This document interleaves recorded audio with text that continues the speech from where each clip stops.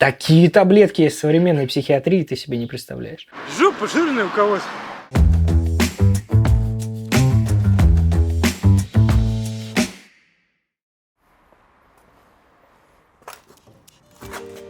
Я врач-психиатр, психотерапевт, сексолог, нарколог, то есть полный набор. Я думаю, вы же знаете теорию, то, что психиатр со своей профессией со временем сходит с ума. Тут немножечко нету правды в этом, потому что мы изначально сумасшедшие, а потом вместо хирургии, гинекологии и так далее мы уже идем в психиатры. И я думаю, что со временем мы, конечно, подлечиваемся, но иногда это происходит за счет какой-то компенсации. Мой гараж – это вот мое потайное, мой скелет, мое все у меня в гараже, да.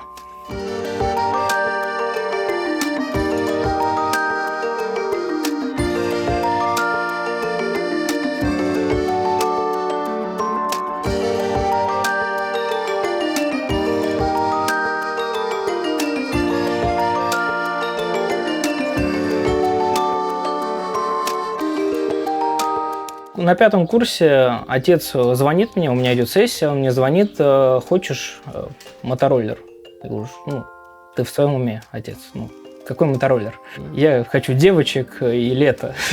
Потом я приезжаю сюда и вижу у деда этот мотороллер, что там дед с ним копается, отец копается, вроде как завели. Мне вообще не интересовало. То есть я лето там тусил, отлично.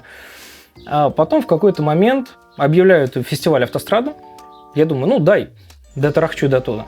Дотарахтел, еще не на реставрированном, то есть он там кое-как 30 км в час доехал. И там он воспользовался каким-то неописуемым спросом для меня. Я не понимал, почему, потому что я вне темы тульских мотороллеров и так далее. У него был пробег 90 километров, и, видимо, опять-таки мой тот же самый нарциссизм как-то подогрел вот это внимание.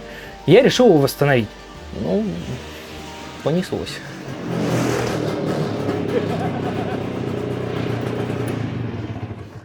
На нем можно, нормально. Дальше, знаешь, помутнело сознание на несколько лет. И вот оно понеслось, все своими руками на тот момент. То есть вот полная переборка. Это мотороллер Вепрь, мопед Тула с итальянским двигателем Франко Марини, один из 2 существующих. Ну, дальше Тула с коляской. И в какой-то момент я понял, что пора дальше. Ну, все серийные года собраны. Там турист, улица, все есть. Надо что-то дальше. Ну и тут попадается Гогомобиль.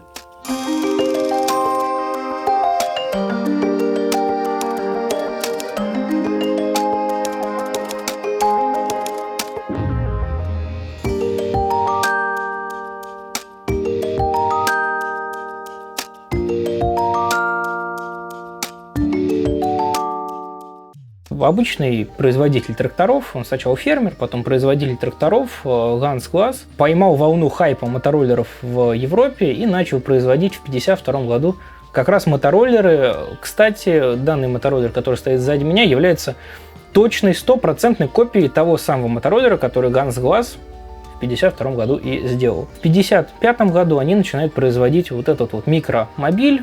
Попадание в Россию, в СССР на тот момент довольно-таки странная, непонятная история, потому что, если не ошибаюсь, Автоимпорт, который закупал технику под разработки в СССР, закупают на Изария Машин Фабрик 2 как раз Гого-роллера и 1 Гого-мобиль. Если с 2 Гого-роллерами все абсолютно понятно, прозрачно и видно, что один достается Тула-Машзаводу, другой достается Серпуховскому заводу для освоения. Они вместе там формируют штампы, разрабатывают их и так далее. И все это идет в серию в 1957-м. То каких-то документальных подтверждений чего-либо о Гогомобиле нету. Автомобиль-призрак, который попал в завод, побывал точно в Машзаводе. По некоторым данным, так как документальных нет, в Серпуховском, конкретно этот автомобиль до какого-то времени пылится в заводе. Его периодически как-то обвешивают советскими запчастями. То есть на тот момент, когда я его уже к себе достал, Там были заводские, УАЗовские запчасти, там были запчасти авиационная приборка. Поворотники от копейки я их так и оставил. От муравья вся светотехника остальная. Она максимально делается под то, что вот железный кузов, двигатель, все остальное, собственно говоря, непонятно от чего, непонятно откуда. Даже какой-то шильдик свой придумали. Долгое время он там стоит, и я в порыве своей той самой болезни мотороллеров, в поисках того, чтобы... Чего же еще? Что же мне еще? И тут я узнаю, что, оказывается, есть она, и ее можно купить. А дальше я начинаю над ним издеваться.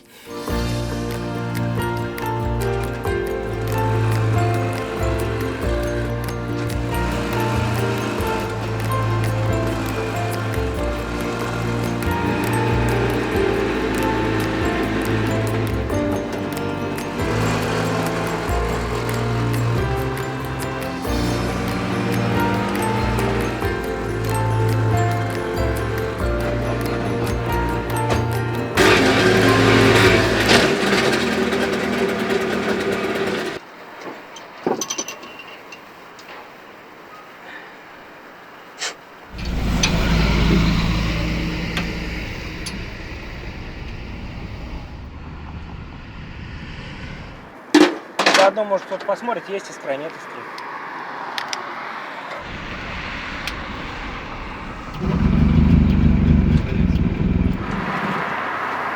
Да, глохнет как бездна. Бензин, наверное. Нет, сейчас сделаем. Сервис для сборки этого автомобиля, если мотороллеры сам, то автомобиля уже нет. Я знал, что это я буду не сам. Ни ретро-мастерские не брали, вообще никто не брал. Взял сервис, который занимается карданами. Они за нее берутся просто в порыве веселья. Следующим этапом было найти того, кто захочет ее отпескоструить, потому что части кузова там алюминиевые. И проблема с ней вот каждый раз в течение 2 лет. Начинаем мы разбирать двигатель. Запчасти с Германии на 700 евро уже заказали. Все, ничего не подходит. Оказалось, что в 1956 году все еще шли опытные партии этого автомобиля, и поэтому там найти чего-то из запчастей просто нереально. Благо мы находимся в гараже моего деда, который является токарем. Поэтому диски сцепления для немецкого автомобиля 1955 года из текстолита, это люкс-версия, 300-кубовый двигатель. Обычно они комплектовались 250-кубовым 14-сильным двигателем, но мне досталось лотерейный билетик целых 15 лошадиных сил. Максимальная скорость автомобиля 60 км в час, я достигал 55, больше я и сам не рискую. Подвеска практически ничем не отличается от мотороллерной, вес у нас составляет целых 360 килограммов. Да, кстати, интересная особенность автомобиля, потому что тот, который обозреваем мы, это спецификация лимузин. Да, то есть он называется Ганс-класс Гогомобиль Т300 лимузин. Первый раз я завел, сел, поехал, встал. Сел, поехал, сцепление, диностартер, все, мимо. Поэтому первое впечатление, оно было вот такое. Ну что, часто ты так? Да. Я просто, знаешь, я без вас в горке не езжу обычно.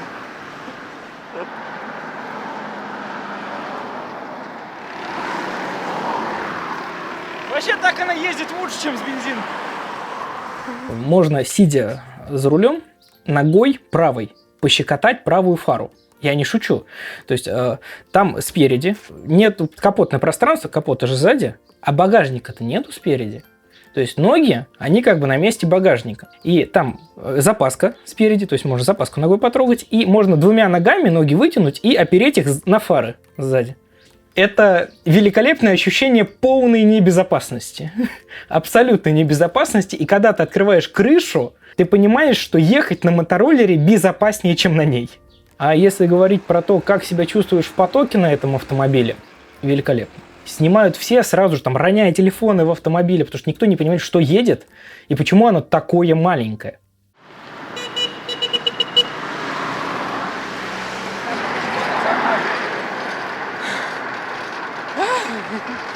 Подожди. Почему она заглохла? Жопа жирная у кого-то для этого автомобиля. Потому и заглохло. Ну и бензин.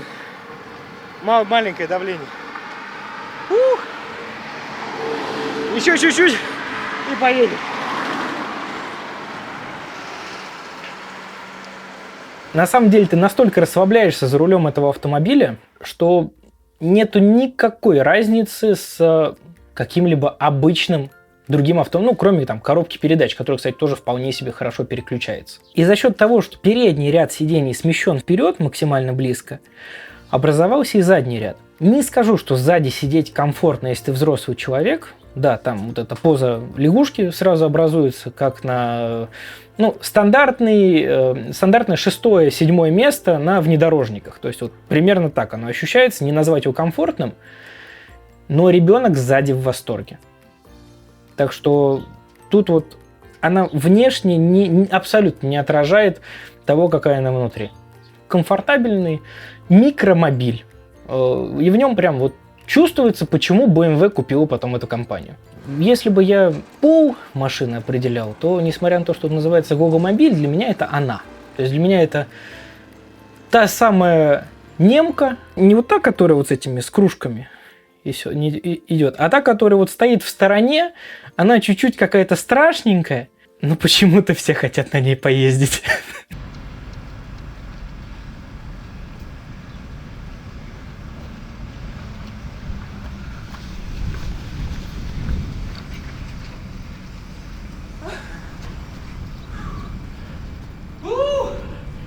Каждый раз такое счастье. Не, ну это может быть и не бензин.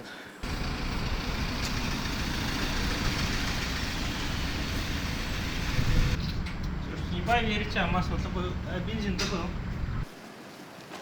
Вот если бы третий комплект свечей у меня был бы нормально. У нас, значит, бензин в цилиндрах много. Нужно, чтобы вот так вот держал, чтобы искра шла. То есть касаешься железа, идет искра и вот поближе к выходу. То есть не касаясь его, но поближе. Да.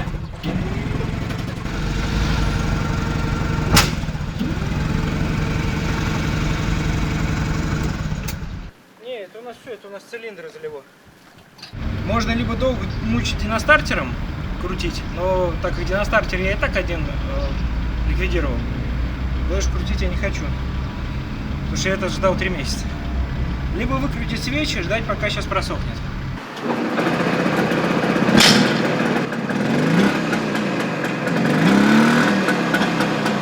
Мы едем?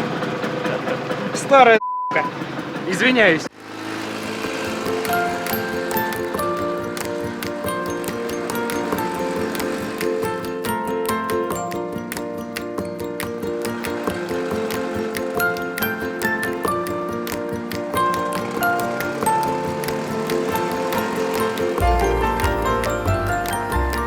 Сам по себе машзавод изначально и всегда был преимущественно оборонным предприятием. Мы же представляем, что не хотел, наверное, завод, который занимается производством оружия, выпускать мотороллеры. Вряд ли горел этой идеей. Ему сказали, надо освоить. Надо, значит, надо. Освоили.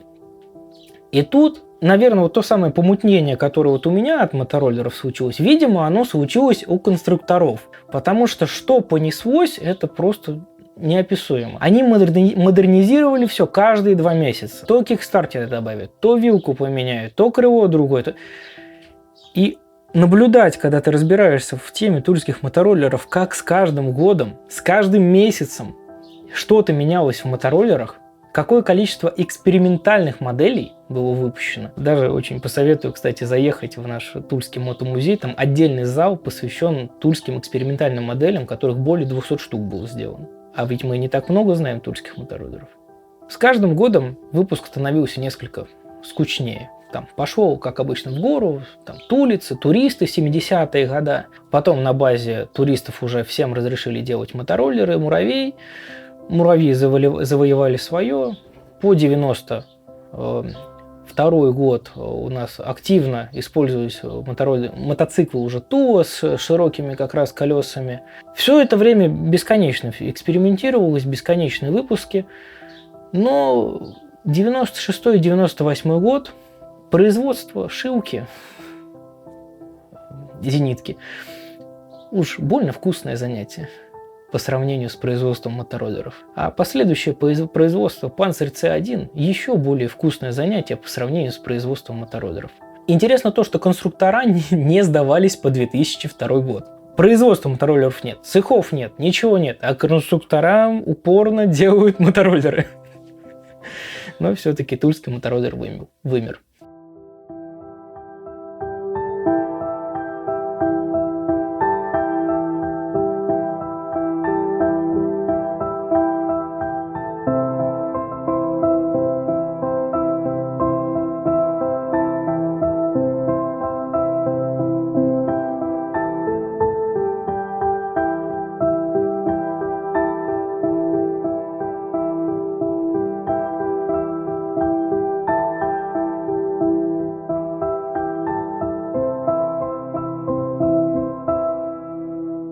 Я, как психиатр, люблю безумство. И то, как создавались тульские мотороллеры, и вот эта вот вся история, как она терялась, как ее не знают сами заводчане зачастую, это же полное безумие. Вы бы видели концепт мотороллера «Конек-горбунок» или концепт мотороллера «Пчелка». Там название безумия, вид безумия, там абсолютное безумие. Я хочу быть частью этого безумия.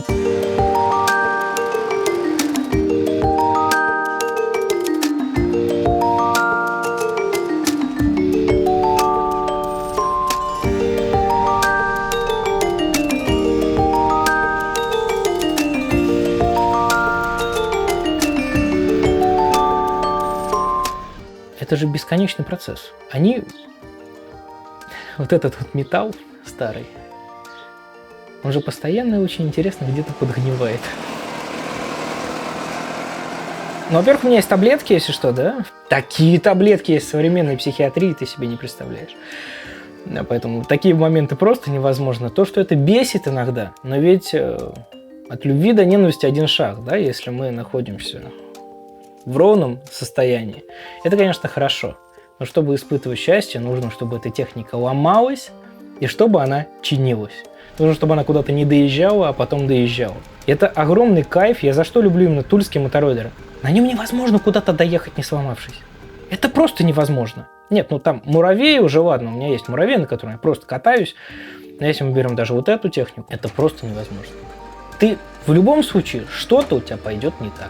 Это такая классная лотерея, если ты умеешь принимать негативные исходы, преодолевать их и наслаждаться этим преодолением, невозможно отказаться от реставрации.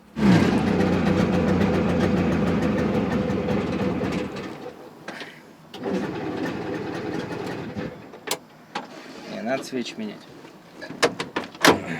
Вась.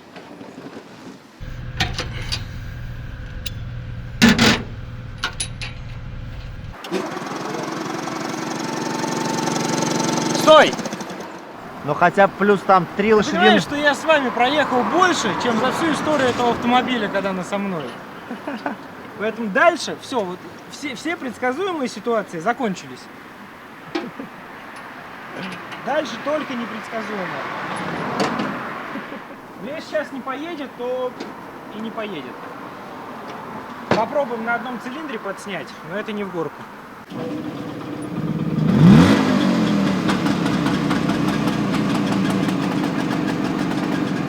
Два, по-моему, да?